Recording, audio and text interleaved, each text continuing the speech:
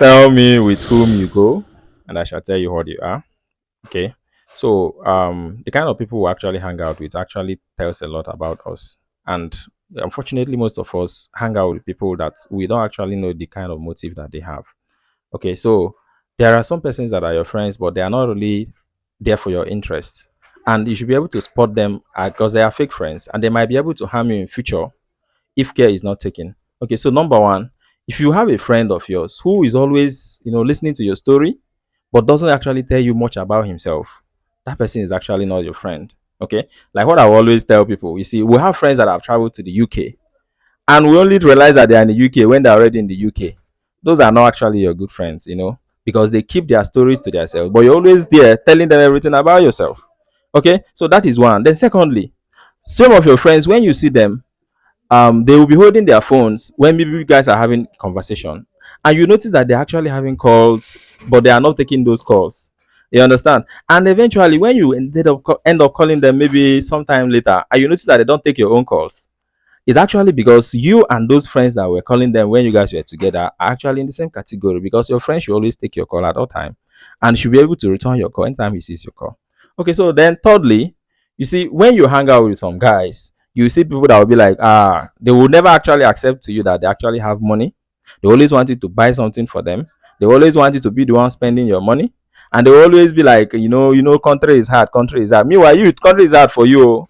And they might even have more than you. But whenever you guys hang out, they will always be on your shoulder. They want to be the one spending, you to be the one spending, and they will be the one keeping their own money to themselves. Those are actually not your good friends, because a good friend of yours will always be willing to spare the little that they have, to give to you. Then, thirdly, you see, we all have our rainy days. We actually all have our rainy days. And then there are some ways that a friend will always talk to you, even when the person cannot assist you. Okay, let's say, for instance, now you are broke and you actually call your friend to be like, how far now? Do you have money? Can you assist me?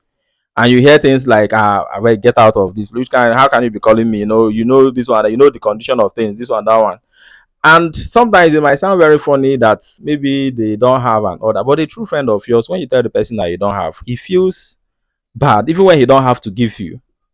He'll be like, "Hi, I'm very sorry you don't have now. Oh.